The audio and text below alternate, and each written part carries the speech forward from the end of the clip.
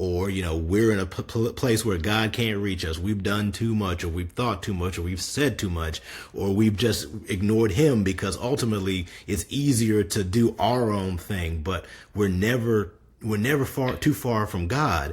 And sometimes being in a room with other guys, whether it's virtual or in person, you hear like, oh man, this guy went through that, but he's still here. He's still in the fight. He's still being blessed. He's still somebody who is, despite what he's going through, is still aiming to be a better man, a Christian, trying to figure it out. That's the thing that counts, because until your dying breath, you're figuring it out. You're trying your best. We're never going to get it right. He said, none of us are perfect, but we're in the fight. And that sometimes you just need to know, hey, keep fighting. You're in the fight. There's somebody next to you who's in the fight too. He may fight a different way, or he may fight, a different battle that you fight, but he's still fighting. So why can't we just all fight together?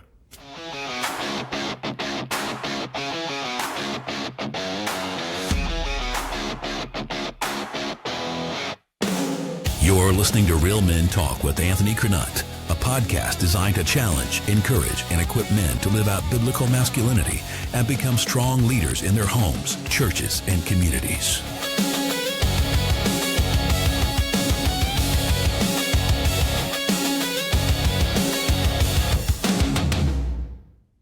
What's up, guys? Welcome to Real Men Talk. Today, I've got another special guest for Men Like Us. I'm so excited. If you've not watched the other Men Like Us series, go back and listen to those today. I've got Ryan, he's kind of an OG right there from the beginning, and I'm excited. Ryan, what's going on, man?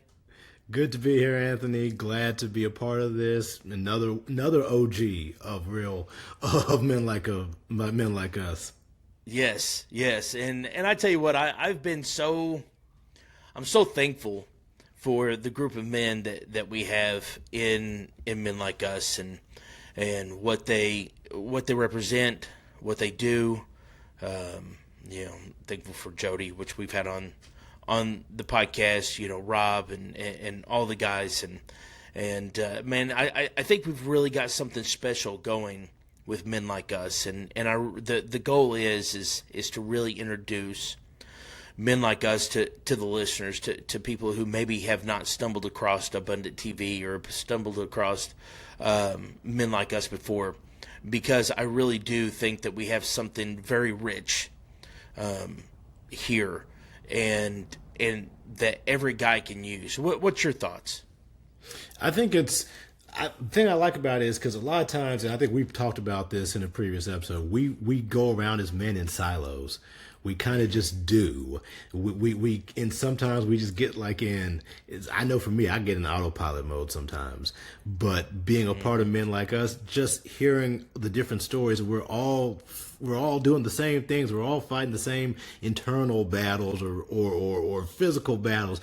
And to be able to actually hear somebody else say it, to be able to admit it myself and say, hey, look, this is what I'm struggling with. And to be able to just have that platform where it's okay. I think that's huge, because right now it's I believe it's Men's Health Month, or I believe this is Mental Health Month. Yes. And that's something we just take for granted, and to be able to actually know that when I'm sitting up there, I'm talking to you, I'm talking to Jody, I'm talking to Joey, or whoever is on the screen, there's no judgment. We're not judging each other. We're actually trying to learn from each other and grow with each other, and be able to give each other some sort of, hey, it's okay, man. I'm the same way. I'm going through this just like you. That to me it feeds me, and it also just makes me glad to be a part of this, because if we're talking about it, the group of us, the 4 or 5 of us on at one time, think about the thousands, the millions of men that are going through this all day, every day, and they just don't have that place to talk about it, to say something, to be able to admit that they're broken and they need some help. I think that's what I like about Men Like Us, because we're offering that place to say, hey, you're okay, man. We're all going through this. Yes, 100%. And what's cool about it is, which you touched on it, but even though we're the ones on that platform, it gives us liberty to do the same thing, right? Because it's something very important about that. If we're not transparent, right? When we're on that, we're not any help to anybody else.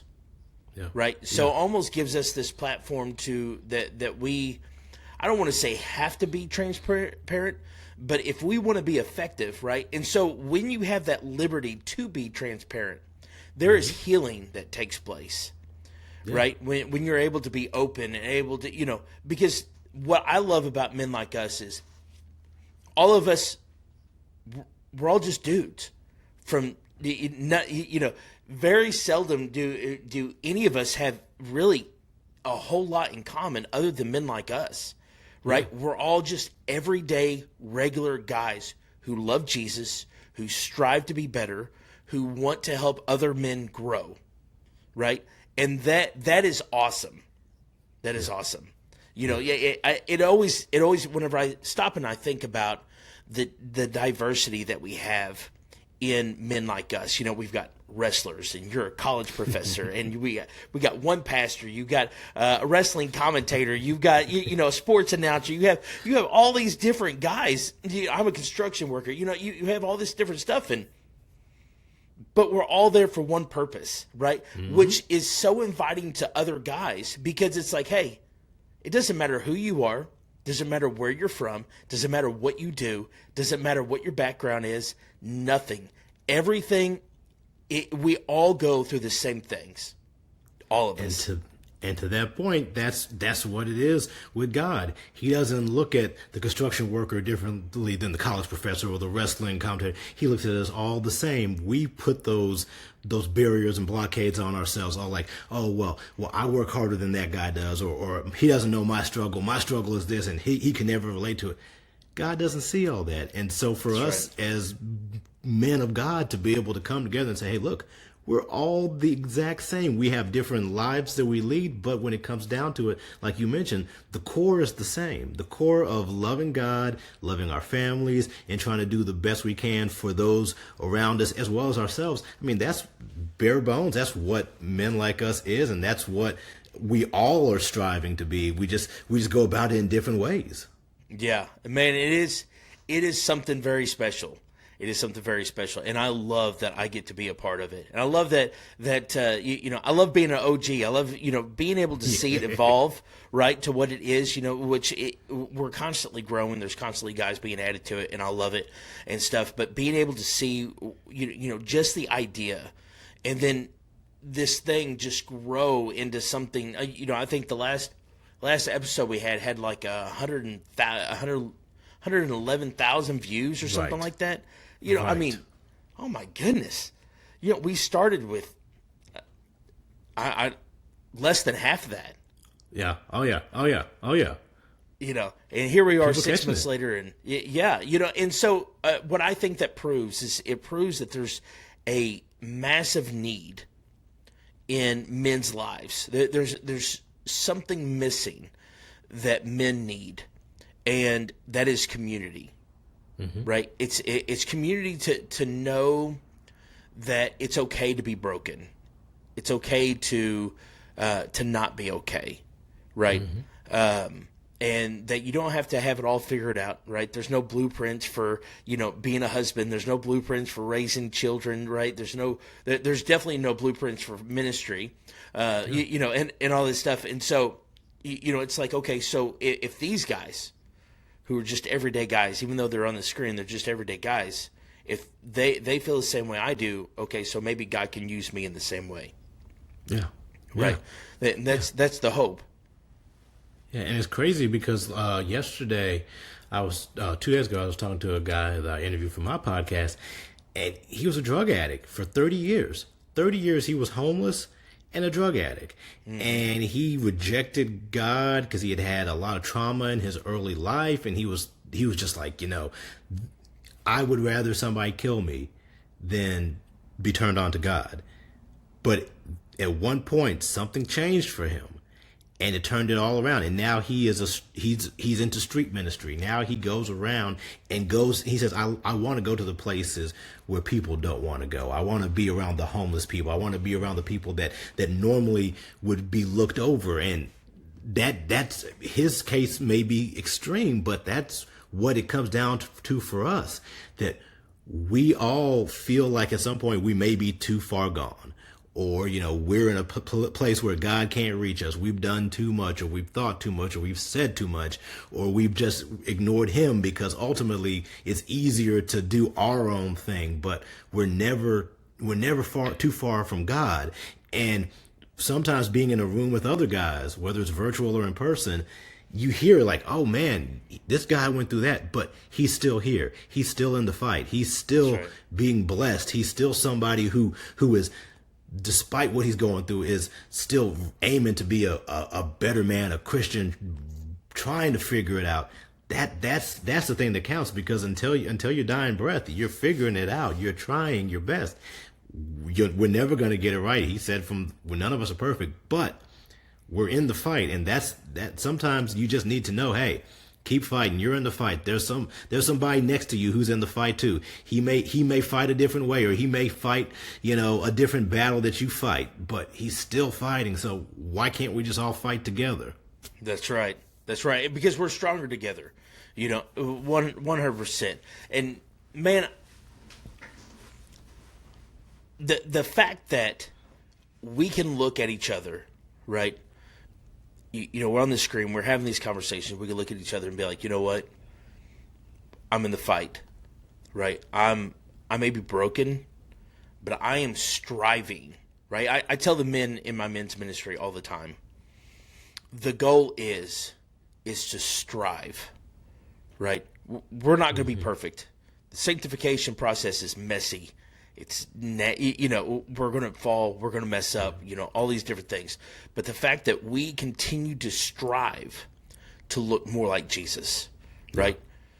That's the goal. That's the fight that you're talking about, right? That yes, I may have messed up yesterday. Yes, I may be, I may have done this, I may have done that. But I am setting my mind to it that today I'm going to look more like Jesus. Obviously I'm not going to look like Jesus, but I'm going to look more like him. And that's it. And that's what men like us is all about, right? How do we just help other guys go through the things that we've already been through, to know that it's okay to just strive sometimes, right? Sometimes it's all about, you were talking about like autopilot. Sometimes it's all we can do just to survive, right? I know there are days that it seems like all I know is survival, right? Mm-hmm. Today, like I just have to make it to the end of the day, because tomorrow's got to be better than today, right? And that's okay.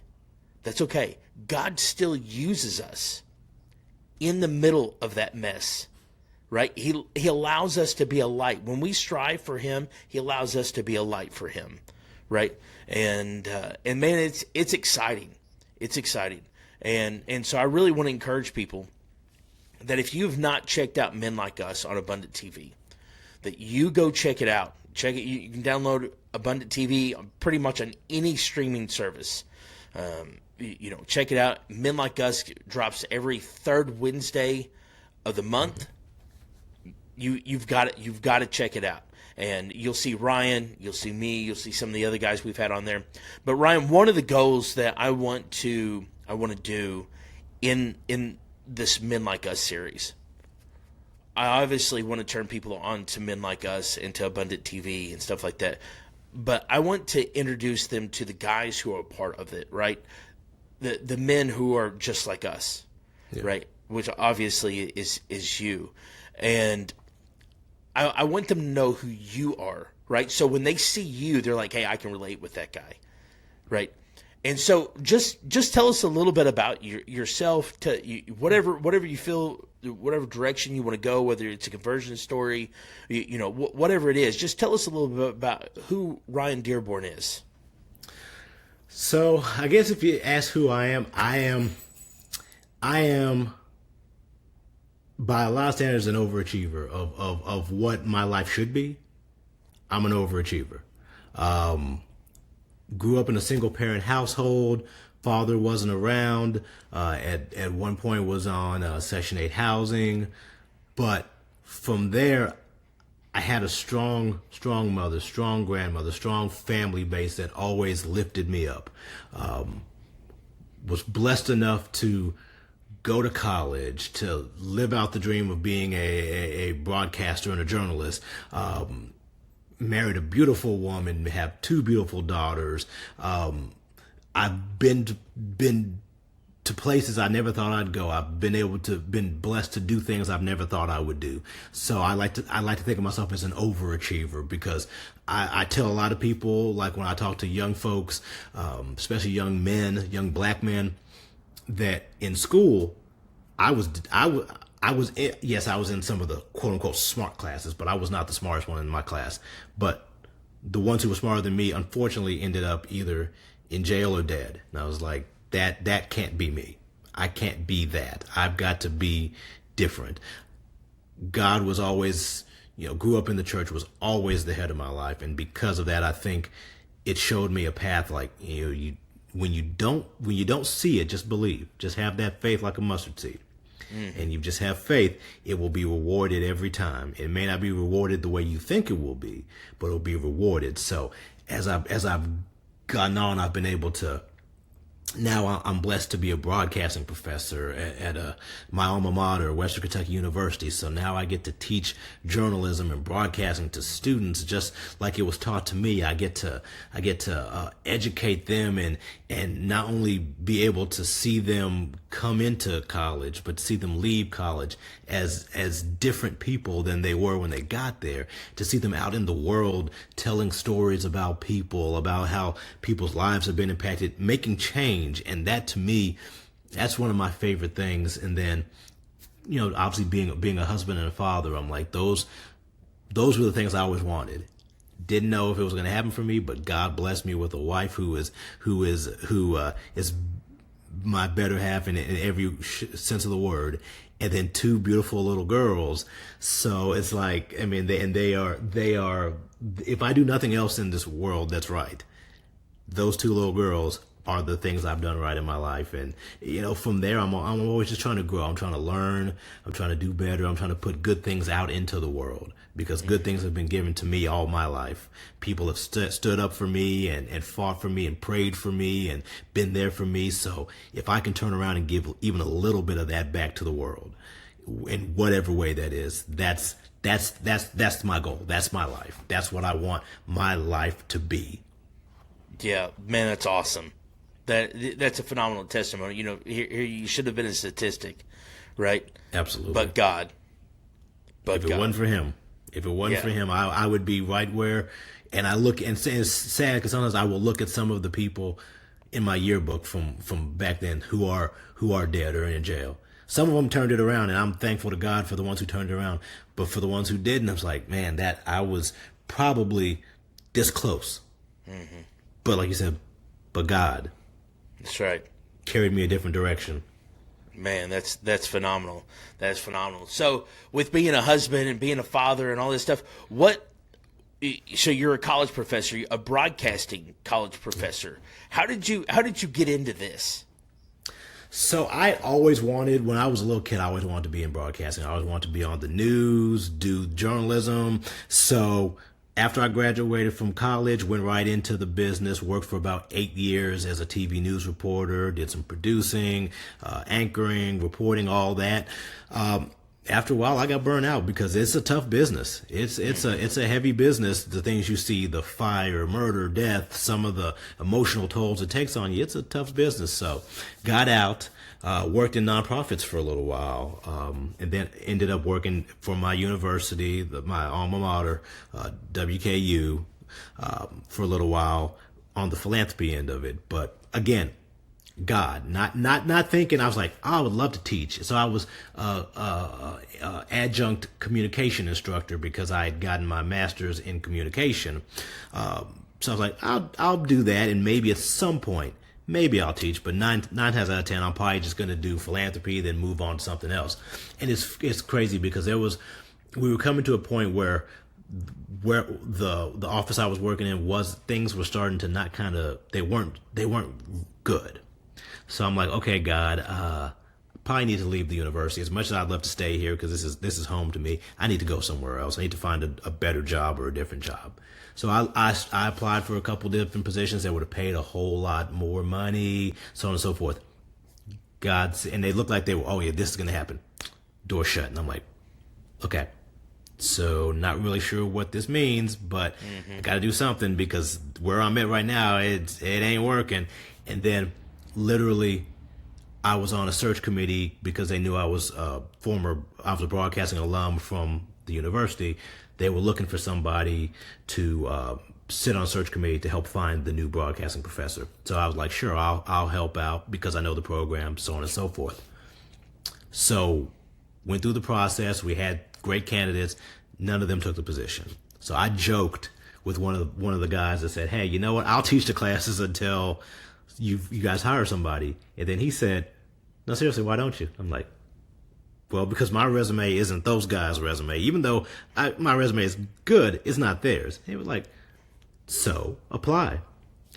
I applied. They were like, you check off all the boxes. And they were like, basically, it's your job to lose because of your credentials, your understanding of the business, of working. We're already working with students, all these things. So I was like, well, I'll apply. I applied. God put me in the space, put me in the place. I got the job, and I've been a broadcast professor almost 5 years now. So I've been able to work with students that have seen them go from like literally coming on campus, not knowing anything, to graduating and now getting jobs in great television markets and being storytellers, award-winning storytellers, and just good human beings. And it's just like that told me, I was like, God, you knew this is where I want to be at. You knew this is where I needed to be at. And I love my kids. I love my job. I'm like, I can't see myself doing anything else because this is what I think I was built for. Yeah, that's awesome. And I can hear the passion in your voice, right? You can always tell when somebody's made for something. You can tell that when they have that kind of passion, that kind of fire for that. And it's pretty cool because now you've been doing it long enough that you've literally seen kids come in as freshmen, right? You've seen them, come in and leave as seniors in college, and like you said, move on to jobs and different things like that. And so I can only imagine the joy that comes with that. And, especially when something that you're so passionate about, that you've done and stuff, which is cool because I didn't know that about you. I didn't know that you were in, I knew you were a broadcaster professor, right? Broadcasting professor, but I didn't know that you used to be all that other stuff. Man, that's pretty cool. Yeah. Just being a part of that. Yeah, it was an amazing job, and like I still do it. I still freelance, do little things in there. But I mean, I got to travel. I got to meet cool people. I got to tell stories that literally I would not have been able. Like I can do this. I can tell this story. I can meet this person. I can affect people's lives, and like the stories that always stick with me.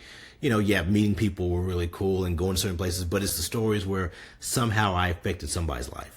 That somebody, who I told their story and they called me later or they emailed me. They said, thank you for telling my story. Or somebody else said, hey, I saw the story you did about this, that, and the other, and it really resonated with me. And that's the beauty of, the media, of storytelling, of being able to connect people that like what we're doing right now. This is connection.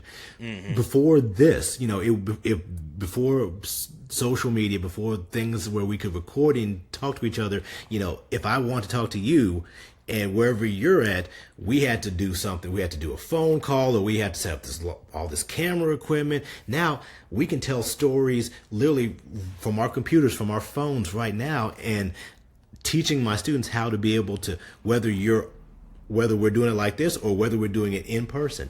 How do you tell somebody's story? How do you make this not about you as the journalist or the reporter, but their story?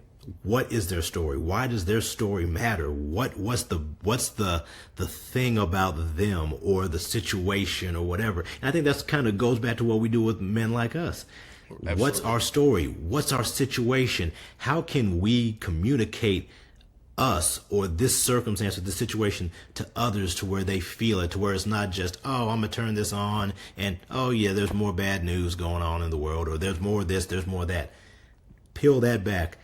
What's the story? Why does somebody losing their house in a fire matter? Why does somebody who maybe, a little kid who's doing a lemonade stand, we hear that story 1,000 times, but every story is not the same. Every lemonade stand is not the same. Maybe that little kid beat cancer and now he's selling lemonade to help some other little kid beat cancer. There's 1,000 stories. It's just a matter of telling them and telling them in a way that honors the people that the stories are being told about and peels back that just that layer of, okay, I've heard this 1,000 times. No, you haven't, because Anthony's story is not the same as Ryan's. My story is not the same as Joey or Jody or anybody else on Men Like Us. Our stories are all different. It's just peeling back that layer to figure out how is it different and how are we connected? How are we the same? How is my story the same or different than, if we've got 110,000 people watching? Mm-hmm. How many of them have a very similar story to me or a very similar story to you? We'll never know it because we won't be able to hear from all of them. But if we tell our story in such a way that it's going to touch their heart, it's going to touch them, they'll be like, you know what? Me and Anthony, we're a lot alike, and I see what Anthony's doing. I'm inspired to do something. I'm inspired to make a move. I'm inspired to get closer to Jesus, or I'm inspired to sit down and say, look, I haven't been doing what I should be doing. That's the beauty of it. That's the goal. That's what I love about storytelling and the business and being part of it and teaching others, whether you go into broadcasting or whether you go a completely different route, you understand how to tell a story because we're all walking stories. It's just a matter of how you tell it. Man, that's good. That's good. And along with being a broadcasting professor and all that stuff, you also have a podcast. I do. Right? I do. And, yes, sir. Yeah. And so tell us a little bit about your podcast. All right. So mine is called Church with No Walls. And so it's been going, about a little over 2 years now. It initially began during the pandemic. So it kind of shifted a little bit. So during the pandemic, when everything was shutting down, churches were shutting down, and basically you might have somebody with an iPad and a pastor preaching in a church, so on and so forth. So I am the media minister at my church. And so I just got to thinking, how are churches surviving right now? What does it look like for other churches? And so initially my thought was, I'm going to do a little documentary. I'm going to kind of go around and see how that looks. But time and money I had not. So I was like, okay, we're not going to do that. Instead, I'm going to turn to a podcast. So what I did was I was like, okay, as we started to kind of come out of the podcast, the pandemic a little bit, I started interviewing folks and saying, hey, tell me, what was it like at your church? How did you guys navigate it? How did you guys make sure that you were able to stay solvent when members are wanting to come back but maybe not coming back? So examined everything from offering in the church, how people are giving, how people are, equipment wise, what are people doing? What are people doing when it comes to just being engaged in the church? It's going to be like 10, 15 episodes. I was like, you can only do so much before it starts to be repetitive. Right. But then we talk about God, but God. So then he was like, you're not done. And think about it, the name of your podcast, which is Church with No Walls, which initially meant how did churches survive outside of the walls of church during a pandemic. He's like, take that, play with that. So then I started thinking how about start looking at all these different unique outreach ministries, things that are outside of the church. What are people doing that are not inside the four walls of the church, and how are they impacting people? So from there, I've been able to I talked to one guy. He teaches jujitsu, but he also incorporates that within worship. He also he has a band. They play Christian music in bars as a way to engage people. I talked to a young lady, a friend of mine. Her husband was killed as a result of gun violence.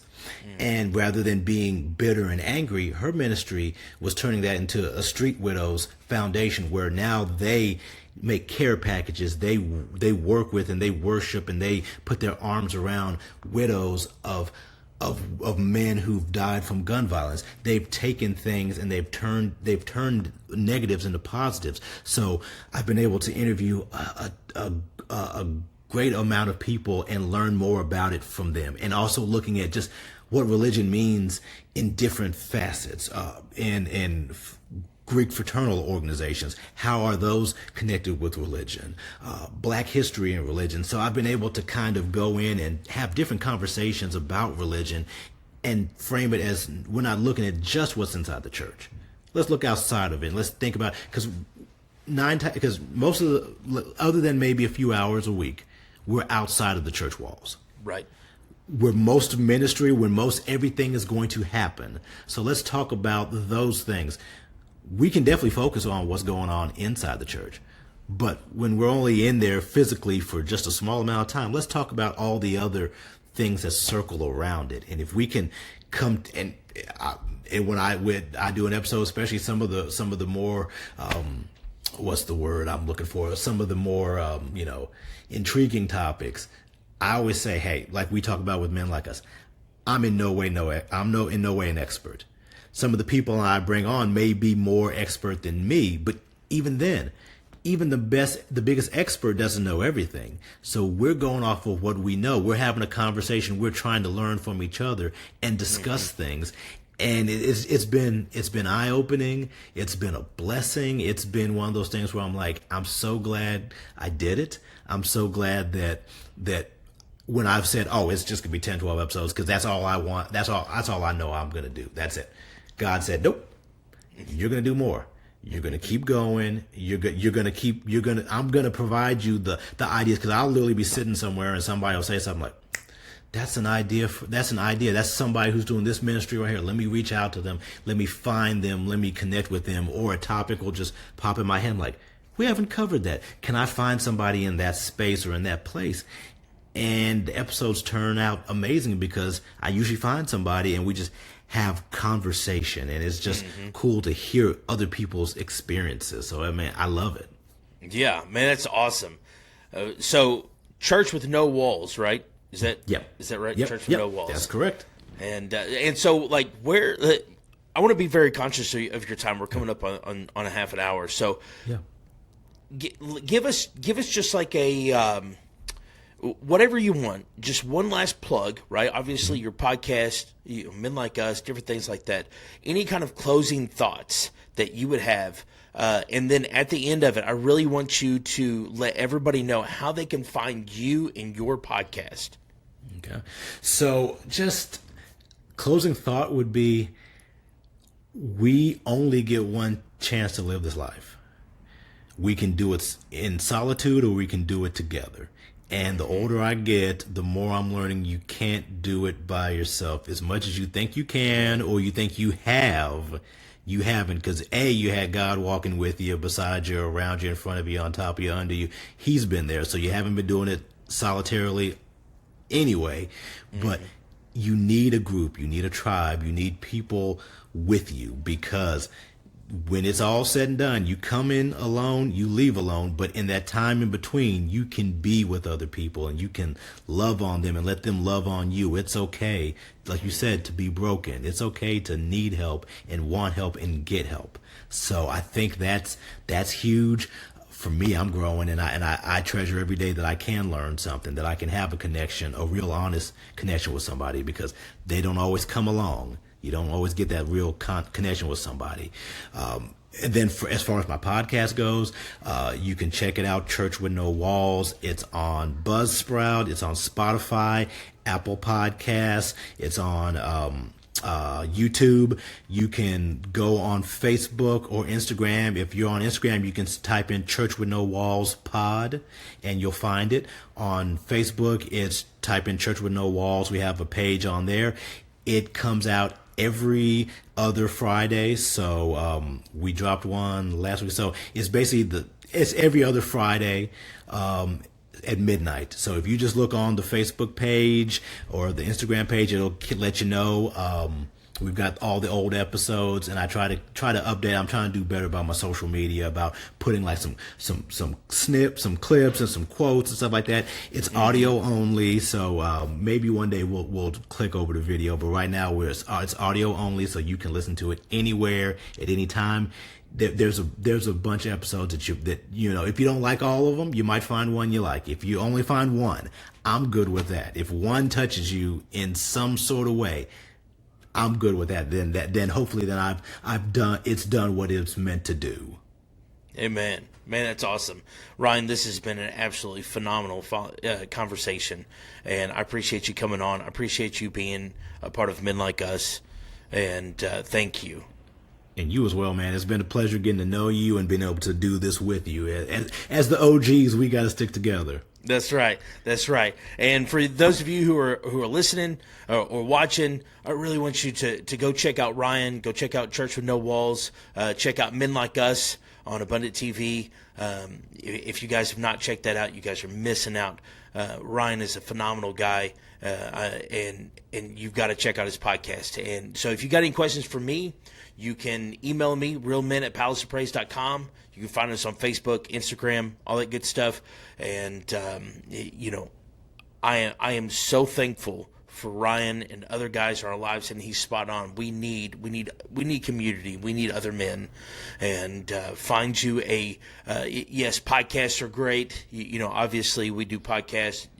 Men Like Us is great, but you need a physical church body. You need a men's group to be a part of that you can lock arms with, and I really want to encourage you to do that. And as always, I want to end in a prayer. Holy Spirit, thank you for Ryan and his ministry. I ask you, Lord, to just bless him and everything that he's doing. Lord, we ask you, Lord, to touch the listeners and the watchers. Lord, that you will just pour your Spirit upon them. Give them a hunger for you. Give them a hunger for your word, that we can grow as the leaders that you have called us to be. And in everything that we do, we want to bring glory to your name. In Jesus' name, amen. Amen.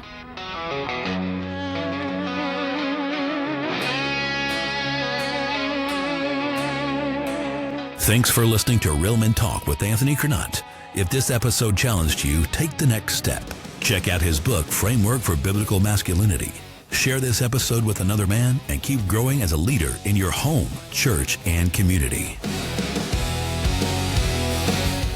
This episode was edited and produced by Real Men Studios, LLC, helping podcasts sound as good as their message.